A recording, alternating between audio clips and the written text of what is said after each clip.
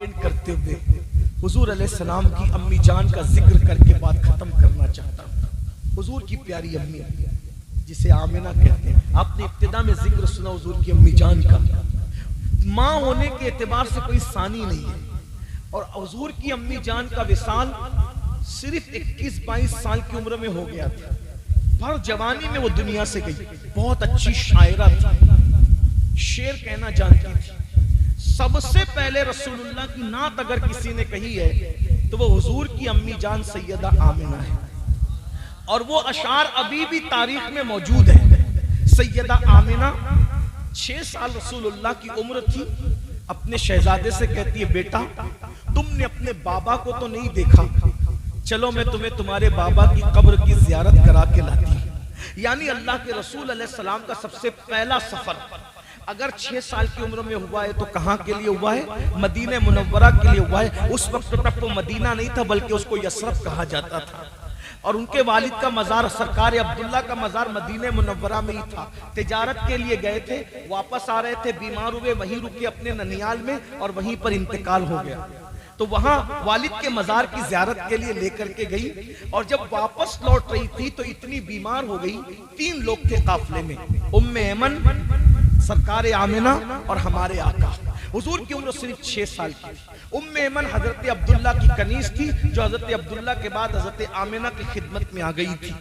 ये 3 रुकनी काफिला मक्के की तरफ जा रहा था। ऐसे में सरकार आमिना की तबीयत ज्यादा अलील हुई। शौहर के सदमे में जब बीमार हुई तो उम्मे ऐमन से कहा, उम्मे ऐमन अब मैं बहुत देर तक के नहीं चल सकूंगी, इसलिए एक काम करो कहीं रुक जाओ, मेरे अंदर हिम्मत नहीं है चलने की। तो उम्मे ऐमन ने कहा, सरकार ये एक छोटा सा टीला है, यहीं पर रास्ते से हट करके रुक जाते हैं। अभी भी वो छोटा सा टीला मौजूद है दुनिया के अंदर। रास्ते से हट करके उस टीले पर चढ़े, सवारी को चढ़ाया और ईंट का सराहना बनाकर और एक चादर बिछाकर हुजूर की अम्मी जान सैयदा आमिना को लिटा दिया। हुजूर अपनी अम्मी को बीमार देखकर 6 साल की उम्र में बहुत परेशान हुए और माँ के सीने के करीब बैठ गए। जब माँ के सीने के करीब बैठे तो हुजूर की अम्मी जान हुजूर को देख रही थी और रो रही थी। ये हुजूर अलैहिस्सलाम की अपनी माँ से आखिरी मुलाकात है। हुजूर अलैहिस्सलाम की अपनी अम्मी से आखिरी मुलाकात है। सरकार आमिना लेटी हुई है, हुजूर सीने के पास बैठे हुए हैं। हुजूर माँ को देखते हैं, रो रहे हैं और उनकी अम्मी उनको देखकर रो रही है। क्योंकि बच्चों की ये आदत होती है, जब माँ रोती है तो बच्चे भी रो पड़ते हैं। आपके बचपने में भी ऐसा होता होगा, माँ को देख करके हम भी रोए हैं। किसी मैयत में माँ रो रही है, कौन मरा कौन नहीं मरा हमें नहीं पता, माँ रो रही है तो हमें भी रोना आया है। जब माँ रोई है तो हमें भी बचपन में रोना आया। हुजूर माँ को देख करके रो रहे। माँ क्यों रो रही है? माँ जानती है। हुजूर रो रहे माँ को देख करके, लेकिन माँ इसलिए रो रही है कि मेरे बेटे का ये आखिरी दीदार है, इसके बाद अब मैं इनको कभी नहीं देख सकूंगी। और उसके बाद हुजूर को देखते देखते नात कह रही है। नात के अशार इमाम कुस्तलानी जैसे बुजुर्गों ने अभी अपनी किताबों में लिखा, अभी भी मौजूद है। सरकार आमिना के जो अशार हैं उसका मफहूम, चंद अशार का मफहूम पेश कर रहा हूँ। हजरत आमिना अपने अशार में कहती है, मेरा बेटा वो है जो कभी बुतों की मदद नहीं कर सकता, कभी बुतों का प्रचार नहीं कर सकता। इससे हजरत आमिना की अकीदे का भी पता चल रहा है। मेरा बेटा बुतों का प्रचार नहीं कर सकता, बुतों की मदद नहीं कर सकता। और फरमाया, अल्लाह अकबर, मैंने उस बेटे को जन्म दिया है कि मशरिक और मगरिब इसके नूर से मुनव्वर हो जाएंगे। मैंने पैदाइश के वक्त जो मनाजिर देखे हैं वो मनाजिर अगर सच्चे हैं तो मेरे बेटे की बड़ी शान होगी, बड़ा मकाम होगा। और आखिरी शेर ये था कि हर नई चीज पुरानी हो जाएगी, हर जिंदा को मौत आ जाएगी, लेकिन आमिना को कभी भुलाया नहीं जा सकेगा। आमिना का जिक्र मशरिक और मगरिब में हमेशा बाकी रहेगा, हमेशा मेरा जिक्र होगा, क्योंकि मैंने ऐसे बेटे को जन्म दिया है। इस मेरे बेटे की वजह से हर लोग मेरा जिक्र करेंगे, हर इंसान मेरा जिक्र करेगा। ए अबुआ की मलका, इस महफिल पे तवज्जो करके देख ले, आज किसी की माँ का जिक्र हो ना हो, ए सरकार आमिना तुम्हारा जिक्र हो रहा है। इसलिए कि तुमने हमें वो शहजादा अता किया है, वो बादशाह अता किया है जिसने हमारे माँ बाप की अजमत हमें सिखाई है, हमारे माँ बाप का मकाम हमें सिखाया है। सरकार आमिना रज़ी अल्लाह तबारक व तआला अन्हा व सलामुल्लाह अलैहा ये अशार पढ़ती है और आखिरी हिचकी आती है और सरकार आमिना की आंखें बंद हो जाती है। आखिरी हिचकी आती है और उनकी आंखें बंद हो जाती। जैसी आंखें बंद हुई, हुजूर ने पहली मर्तबा अपने सामने किसी को दुनिया से जाते देखा था। ये पहला हादसा था किसी को दुनिया से, और वो भी किसको देखा? माँ को। कोई नहीं है, पूरे जंगल में हुजूर अकेले हैं और एक कनीज है, और माँ को आखिरी हिचकी आ रही है और माँ आंखें बंद कर लेती है। हुजूर अपनी माँ के सीने पे हाथ रख के हिलाते, अम्मी अम्मी जो तुम पढ़ रही थी ये फिर पढ़ो। हुजूर बहुत मासूमियत के साथ माँ को हिला के कहते हैं, माँ अभी जो तुम पढ़ रही थी, जो नात के अशआर पढ़, अभी फिर पढ़ो। इतना कहना था, उम्मे ऐमन ने हुजूर को सीने से चिमटा लिया और कहा, बेटा जो दुनिया से चले जाते हैं वो बोला नहीं करते हैं। ये तो अल्लाह की हिकमत थी, ये अल्लाह की हिकमत थी कि अभी पर्दा मंजूर था, वरना अगर दूसरी मर्तबा हुजूर कह देते तो दुनिया देख लेती कि मेरे नबी की अम्मी बोल पड़ती। लेकिन ये अल्लाह की हिकमत थी, पर्दा मंजूर था। मेरे नबी को उम्मे ऐमन ने कहा, शहजादे तुम्हारी अम्मी इंतकाल कर गई, और जो इंतकाल कर जाते उन्हें दफन किया जाता है। मेरी कौम के जवानों, अगर यकीनन हुजूर से इश्क है, हुजूर से मोहब्बत है, तो ये हुजूर की अम्मी की दास्तान है। आका अलैहिस्सलाम ने उम्मे ऐमन से कहा, जब दुनिया से चले जाते तो दफन करना होता है, हाँ हमें कब्र खोदनी है। उम्मे ऐमन के साथ मिलकर मेरे नबी ने अपनी माँ के लिए अपने हाथों से कब्र खोदी। और अल मुख्तसर ये कि जब कब्र खोदी है, माँ को खुद ही कब्र में उतर करके दफन किया है, और दफन करने के बाद जब मिट्टी बराबर की तो उम्मे ऐमन ने कहा, चलो, क्योंकि तुम्हारी अम्मी ने कहा था कि मेरे इस बेटे को, मेरी इस अमानत को सही सलामत इसके दादा तक पहुंचा देना। उम्मे ऐमन ने कहा, चलो अब हमें मक्का जाना है। तो सरकार ने कहा, उम्मे ऐमन मेरी अम्मी, नन्हे बच्चे माँ के बगैर नहीं रहते ना। तो 6 साल के मेरे आका थे। जब उम्मे ऐमन ने कहा, चलो हम मक्के जाएंगे, कहा उम्मे ऐमन मेरी अम्मी। जब कहा मेरी अम्मी, तो उम्मे ऐमन ने कहा, अब तुम्हारी अम्मी मक्का नहीं आएगी, वो यहीं रहेगी। हाथ छुड़ाया, फिर टीले की तरफ गए। हाथ छुड़ाया, जिस टीले पर हुजूर की अम्मी का मजार था, फिर टीले की तरफ गए। और टीले की तरफ जाने के बाद उम्मे ऐमन कहती है, जब मैं दौड़ कर गई तो क्या देखा कि माँ की कब्र से लिपटे हैं और रो रहे हैं, लिपट कर रो रहे हैं। जब मैंने सुना बस इतने जुमले थे, अम्मी तुम्हें तो पता है ना कि तुम्हारे सिवा मेरा दुनिया में कोई नहीं, तुम भी छोड़ कर चली गई। तुम्हें तो पता है ना कि तुम्हारे सिवा मेरा दुनिया में कोई नहीं, तुम भी छोड़ के चली गई। मैंने उठाया, सीने से लगाया, मेरे लाल चलो, इस अमानत को अब्दुल मुत्तलिब तक मक्का पहुंचाना है। उम्मे ऐमन कहती है, जब मैं उनको गोद में लेकर टीला उतर रही थी तो वो पलट पलट कर अपनी माँ के मजार को देख रहे थे और रो रहे थे। उस मंजर को याद करें, माँ के बागियों, नबी के वफादार नहीं हो सकते जब तक माँ से बगावत करोगे, बाप से बगावत करोगे। पलट पलट कर देख रहे हैं। उम्मे ऐमन जब देखती है कि हुजूर पलट पलट कर देख रहे, उम्मे ऐमन भी रो पड़ती है। पता नहीं हुजूर कितना रोए और किस तरह चुप हुए और आंसू किस तरह खुश्क हुए। उम्मे ऐमन हुजूर को ले आई। पूरी जिंदगी फिर हुजूर अपनी अम्मी को याद करते रहे और बहुत याद करते रहे। आखिरी बात यह है कि हुजूर ने हर लम्हा माँ को याद किया। माँ को भूलने वालों, हुजूर ने नबी होने के बाद भी अपनी माँ को याद किया। जिसके घर में हर चीज थी उसने माँ को याद किया। और याद रखना, हर खुशी में माँ बाप याद आते हैं, ये फितरत है। हर गम में माँ बाप याद आते हैं, ये फितरत है। लेकिन माँ को सताने वाले और बाप को सताने वालों को जब माँ बाप याद आते हैं तो उनकी खुशी गम में बदल जाती है, और वो तो हमेशा गमगीन ही रहते हैं। लेकिन मेरे आका जिन्होंने 6 साल तक, सिर्फ 6 साल भी नहीं बल्कि माँ की सोबत ज्यादा पाई भी नहीं। 4 साल तक तो हलीमा के घर रहे, 2 साल माँ के साथ रह सके, लेकिन माँ को बहुत प्यार दिया, माँ से बहुत प्यार लिया। एक दिन हुजूर अलैहिस्सलाम अक्सर अम्मी को याद करते थे, सरकार आमना। और अम्मी जान जो नबी कायनात की जान है, वो नबी की अम्मी जान आमिना, अम्मी जान आमिना है। हुजूर उनको याद करते थे। एक मर्तबा का वाकया है कि मगरिब की नमाज हो चुकी है, इशा के वक्त का इंतजार है। तवज्जो करना भाइयों, मगरिब की नमाज हो चुकी है। हमारे यहाँ घड़ियां लगी होती 8:30 बजे इशा, 8:15 बजे इशा, 8:45 बजे इशा। घड़ी के मुताबिक लोग आते जाते। उस दौर में घड़ी का तस्वुर नहीं था। मगरिब पढ़कर लोग इंतजार करते थे, इशा का वक्त शुरू होगा, हुजूर मुसल्ले पे जाएंगे, इशा पढ़ के फिर हम अपने घरों को जाएंगे।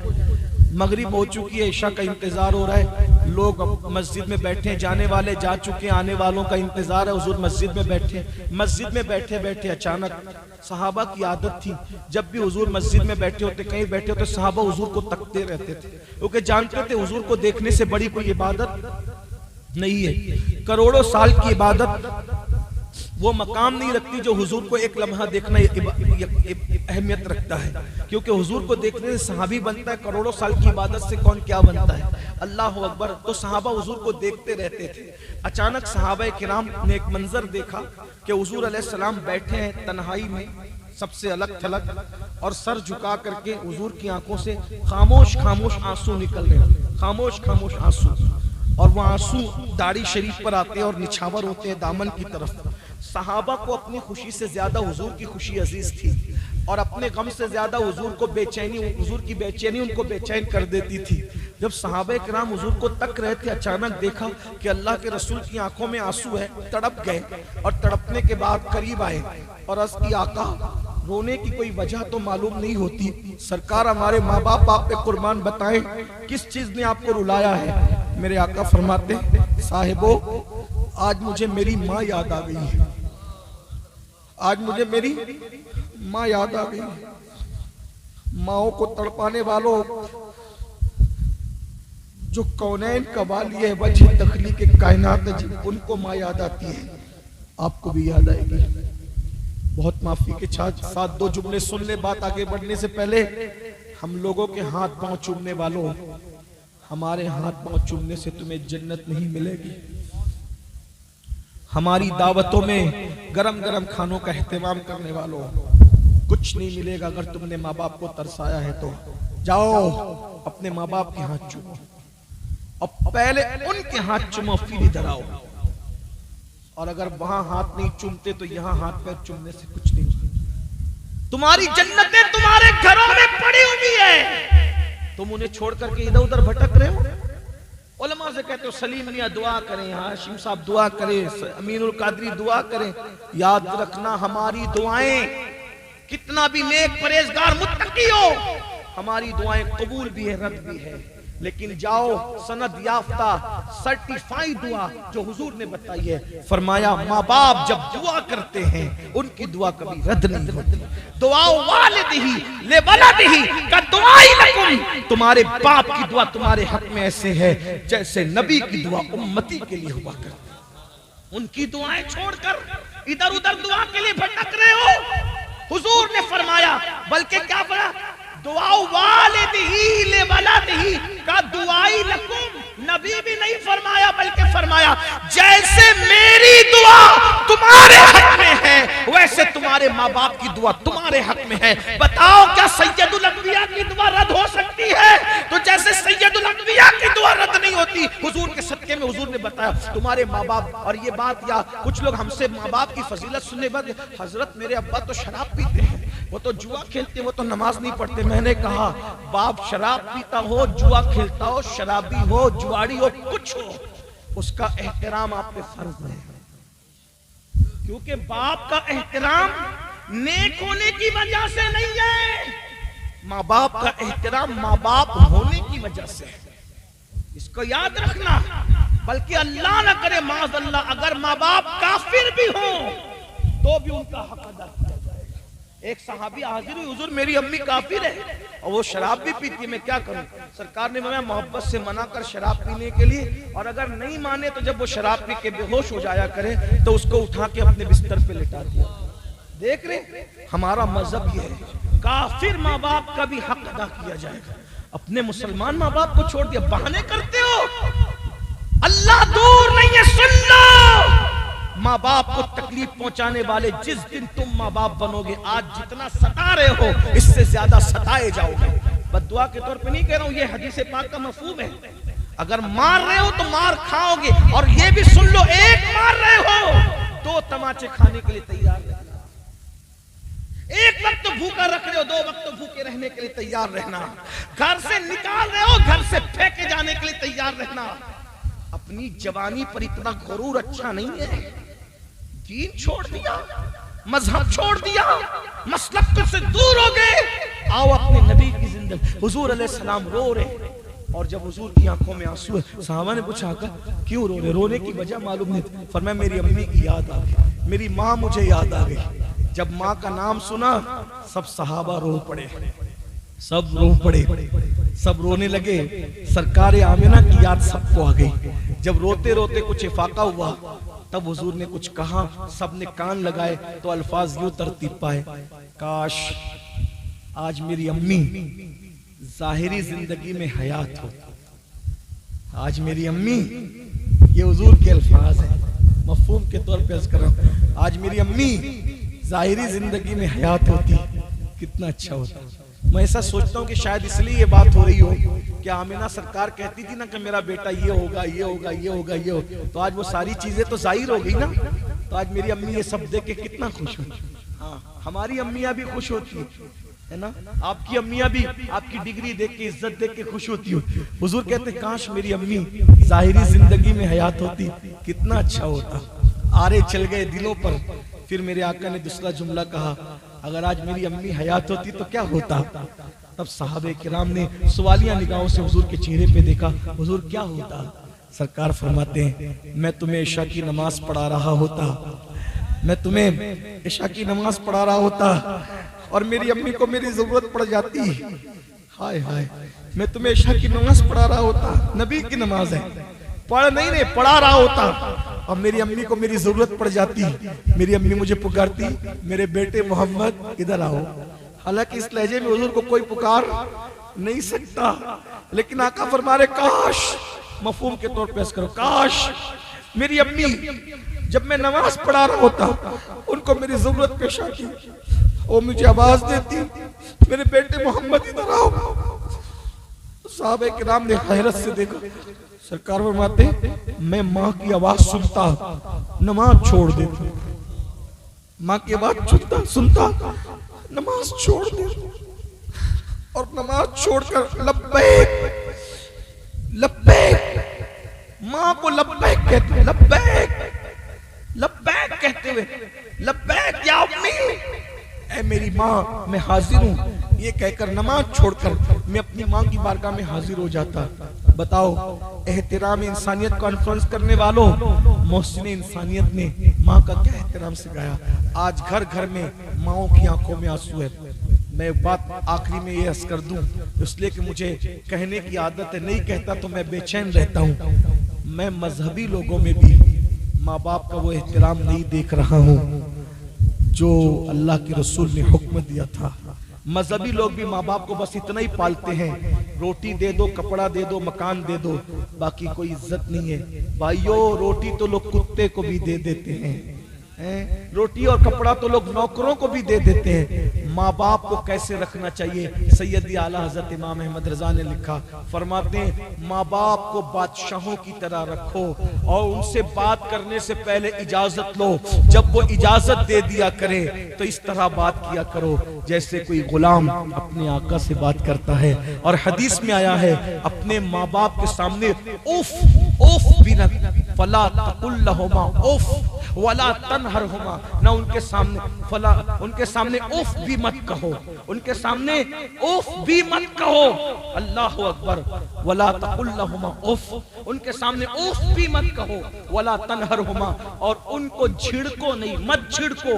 क्यों? और कब? जब वो बूढ़े हो जाएं, क्योंकि बूढ़े हो जाने पर इंसान की आदत होती है एक बात को 4 बार कहने की, बकबक करने की आदत पड़ जाती है। कुरान कह रहे जब बूढ़े हो जाएं, यानी बकबक करने की आदत पड़ जाए, बेबात की बात करने लगे, बेमौका बात करने लगे, उठ पटांग हरकत करने लगे, कुछ का कुछ करने लगे, तुम पे गिरा गुजरे, फिर भी उनको उफ मत कहो, उनको झिड़को मत, बल्कि क्या फरमाया? उनके लिए अपनी बाहें बिछा दो, उनके लिए अपनी बाहें बिछा दो। भाइयों, एक बात, कुछ तकरीर याद न रहे, याद रहे या न याद रहे, एक बात याद रखना, हजारों साल की इबादत की मेहनत आपको वहां नहीं पहुंचा सकती जहां माँ बाप की दुआ आपको पहुंचा सकती। अगर आप थक नहीं गए, सिर्फ एक रिवायत पढ़ रहा हूं और बात पूरी करता हूं। एक बार हजरत मूसा कलीम ने पूछा अल्लाह से, ए अल्लाह,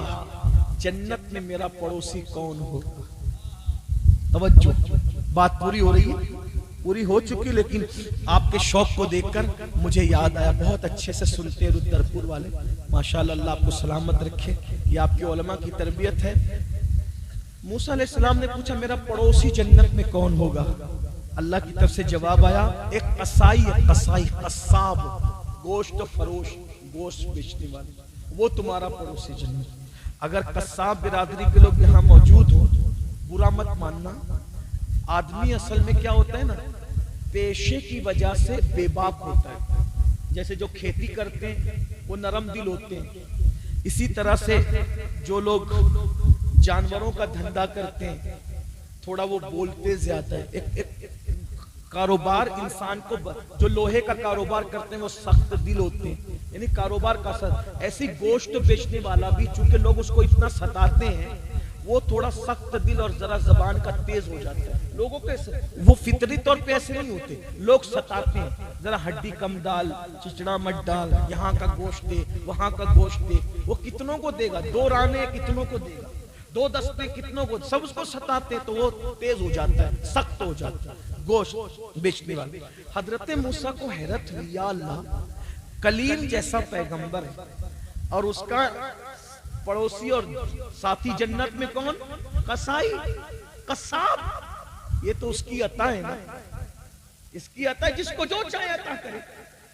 लेकिन जब सुना तो हैरत हुई, कसाई नबी का पड़ोसी। भाई आलिम होता, तहज्जुद गुजार होता, ये होता, वो होता, वो होता, अलग बात थी, लेकिन कसाब, और सिर्फ कसाब। तो अर्ज कर दी, मिलना चाहता हूं, मिलना चाहता हूं, राज तक पहुंच तो सकूं, कसाब मेरा पड़ोसी कैसे बन गया? हजरत मूसा गए, अल्लाह ने बताया वो गोश्त तो बेच रहा था, सुबह से दोपहर तक देखा मच सब चल रही है, ले दे चल रही है, और लोग आते हैं, बातें करते हैं, वो भी बातें करते हैं, बड़ा तेज मिजाज है। सोचा यार ये कैसा मेरा पड़ोसी। फिर जब वो सब समेटने लगा तो गए और कहने लगे कि मैं मुसाफिर हूँ, मैं आपके साथ कुछ वक्त गुजारना चाहता हूं। उसने कहा चलो। ले गया घर, गोश्त ले गया, पकाया। पकाने के बाद एक टोकरा लटक रहा था, उस टोकरे को उसने उतारा, और उतारने के बाद पहले उसने खाने में रोटी चूरी, टुकड़े किए, नरम किए, और नरम करके जब वो नरम हो गया तो फिर उसने उस नरम लुकमा उस टोकरे में डाला। जब टोकरे में डाला तो टोकरे से आवाज आई, अल्लाह मेरा बेटा मेरी बड़ी खिदमत करता है, तू इसको जन्नत में हजरत मूसा का पड़ोसी बना दे।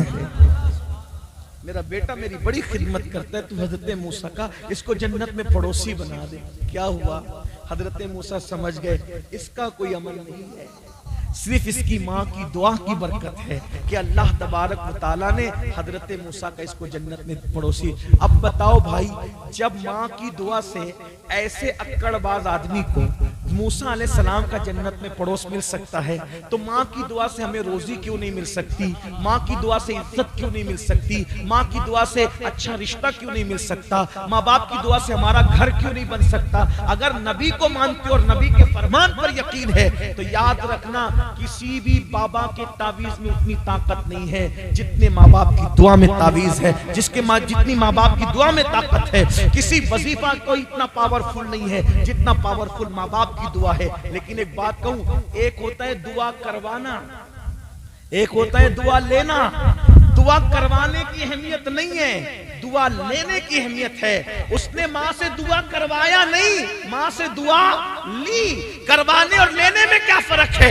एक वो मिला, हज़रत दुआ करो, हज़रत दुआ करो, हज़रत दुआ, धक्के दे रहे फिर भी दुआ करो हज़रत, और ये करो फिर भी दुआ करो हज़रत। ये दुआ दे दी गई, मगर ये भी कबूल होगी नहीं होगी कोई गारंटी नहीं। लेकिन ऐसा काम कर दिया, दुआ की गुजारिश नहीं की, दिल से निकल गई, जा तेरा भला हो जाए, चाहिए हो जाए, जाओ। जो भी कामयाब हुआ दुआ करवाने से नहीं हुआ, दुआ लेने से हुआ। गरीब नवाज ने, सब बच्चे पत्थर मार रहे थे, मजजूब को बाग में बुलाया और बुलाकर अंगूर खिलाया, दिल से दुआ निकली, जा अल्लाह तुझे मकाम अता करे। गौसे पाक को दो साथियों ने, गौसे पाक के दो साथियों ने उस कुतुब का इम्तिहान लिया। ऐसा सवाल पूछूंगा, जवाब नहीं दे सकेंगे, मैं भी कुछ पूछूंगा, बोलो ये। लेकिन गौसे पाक ने कहा, अरे हम तो सिर्फ अदब के साथ जाकर बैठेंगे। उस कुतुब के दिल से दुआ निकली, तूने मेरा अदब किया, जाए एक वक्त आएगा कि तू बगदाद के मिंबर पे बैठकर कहेगा, मेरा ये कदम हर वली की गर्दन पर है और सब तेरे आगे गर्दन झुका देंगे। इस तरह बेशुमार मिसालें हैं। किसी ने दुआ करवाने से तरक्की नहीं हासिल की, दुआ लेने से तरक्की है। और वो भी दुआ ले रहा था। भाइयों, माँ की ऐसी खिदमत करो, बाप की ऐसी खिदमत करो, तुम्हें कहना ना पड़े, माँ बाप के दिल से निकल जाए, तुम्हारी दुनिया भी कामयाब है, आखिरत भी कामयाब है। अल्लाह ताला से दुआ है, अल्लाह हम सबको माँ बाप की सही खिदमत की तौफीक दे, एहतराम इंसानियत की तौफीक अता फरमाए, मोहसिन इंसानियत सल्लल्लाहु अलैहि वसल्लम के नक्शे कदम पर हमें कायम रखे, इस्तिकामत अता फरमाए। गुफ्तगू के दरमियान अगर कोई गलती हो तो अल्लाह ताला माफ कर दे। अस्तगफिरुल्लाह रब्बी मिन कुल्लि ज़म्बिन व अतूबु इलैहि व मा अलैना इल्लल बलाग। अस्सलामु अलैकुम व रहमतुल्लाह। खड़े हो जाए।